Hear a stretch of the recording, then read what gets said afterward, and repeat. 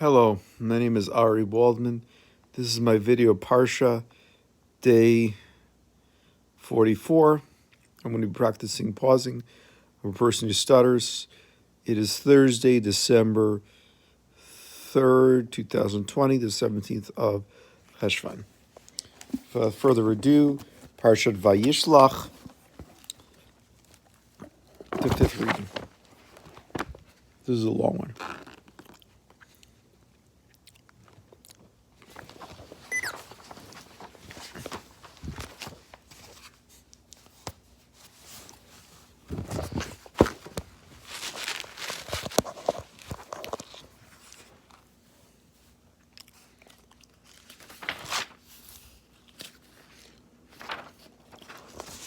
Dinah and Shechem.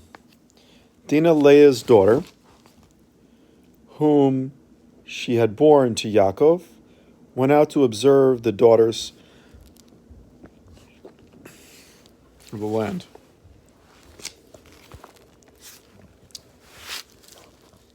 Shechem, the son of Hamor the Chivite, prince of the land, saw her. He took her, lay with her, and violated her. His soul cleaved to Dinah, Yaakov's daughter. He loved the girl. He spoke to the girl's heart, telling her how much wealth he had, more than Yaakov. Shem spoke to his father, Hamor, saying, "Take this girl for me as a wife." While his sons were with his flocks in the field, Yaakov heard that Shechem had defiled his daughter Dinah. Yaakov kept silent, waiting until they came home. Hamor, Shechem's father, went off to Yaakov to speak with him.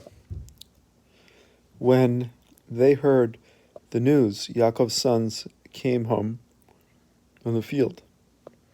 The men were distressed and extremely angry, for Shechem had committed a disgraceful act in Israel to lie with the daughter of Yaakov. Such acts were not done even by the nations at that time.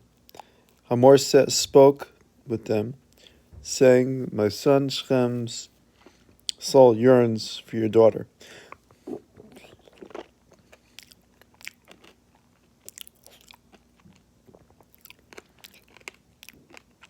Please give her to him for a wife. Your whole family should marry with us. Give your daughter to us, and take our daughters yourselves. Live with us. The land will be free before you. Settle in it. Do business in it, and buy property in it." Shechem said to Dinah, his father, and to our brothers, "May I find favor in your eyes. Whatever you tell me, I will give you. Impose upon me a large dowry and gifts. I'll give whatever you ask me. Just give me the girl for a wife." Yaakov's sons responded ingenuously,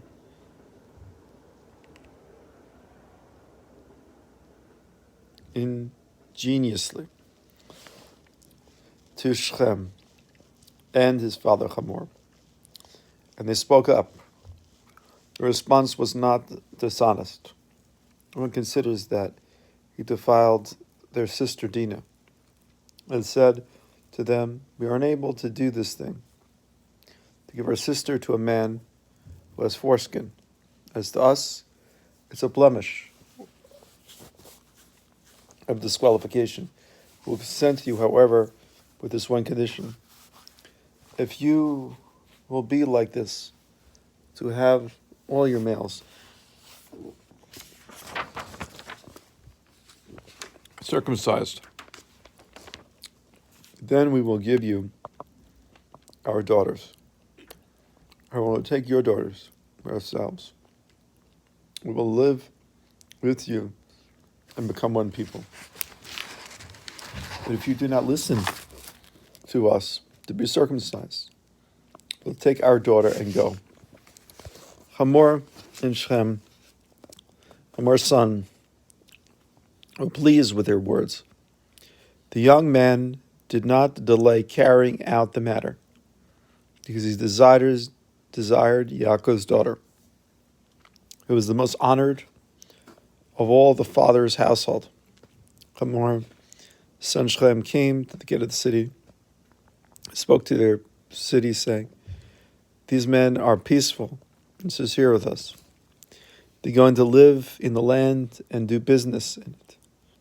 The land is clearly spacious enough for them, and there's nothing to lose. We'll take their daughters for ourselves as wives.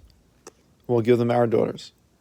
But the men only will agree to live with us, to be one family, on this condition, but all our males being circumcised, just as they're circumcised. And then run all their flocks, their property, and cattle, be ours. That's consent. And then they will live with us." All the residents of his city, listened to Hamor and his son Shechem, and every male that lived in his city became circumcised. And then on the third day, when they were in pain, Yaakov's two sons, Shimon and Levi, Dinah's brothers, took each man with a sword. They came to the city confidently, so knew the people were weak, and they killed every male.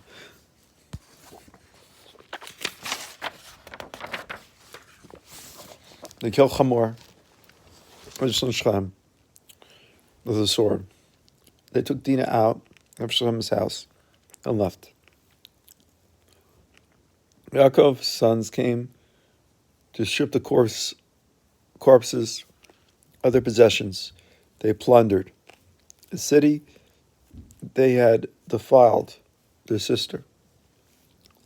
They took their flocks, their cattle, their donkeys, whatever was in the city, and whatever was in the field.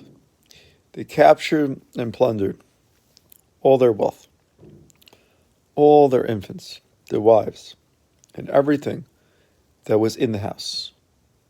Yaakov said to Shimon and Levi, "You have made my mind troubled, creating hostility between me and the inhabitants of the land, among the Canaanites and among the Perizzites.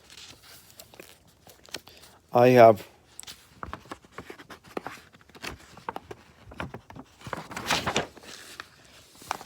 only a few men that can gather against me and attack me, and then I and my household will be destroyed." Shimon and Levi said, "Could we allow them to make our sister like a harlot?" Journey to Beis El. Yaakov's name is changed. Gad said to Yaakov, "Get going and travel up to Beis El and settle there. Make there an altar to the God who appeared to you when you fled from your brother Esav." Yaakov said to his household and to all those who are with him, "Remove the foreign gods which are among you. From the booty of Shechem, purify yourselves from idol worship. Change your clothes in case they were used for idol worship too. We're setting off to go to Beis El. I will make an altar to the God who answered me on the day of my distress and who was with me And the way that I went, they gave Yaakov all the foreign gods that were in their possession, and their earrings that were in their ears. Yaakov hid them in the non-fruit-bearing tree. It was near Shechem. Then they journeyed.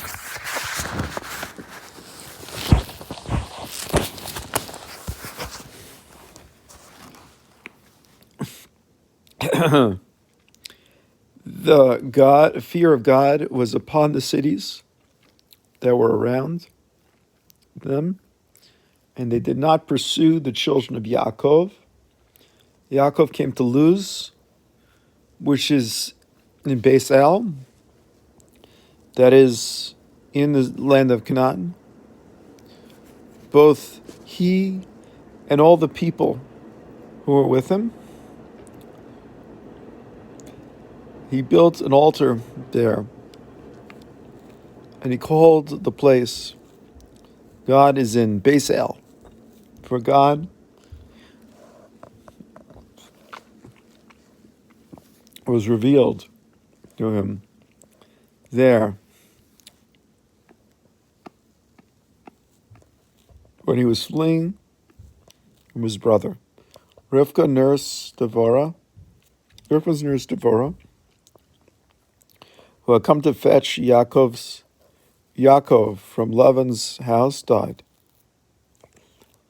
She was buried beneath Beis El at the bottom of the plain Alon. So he named it Alon Bachos.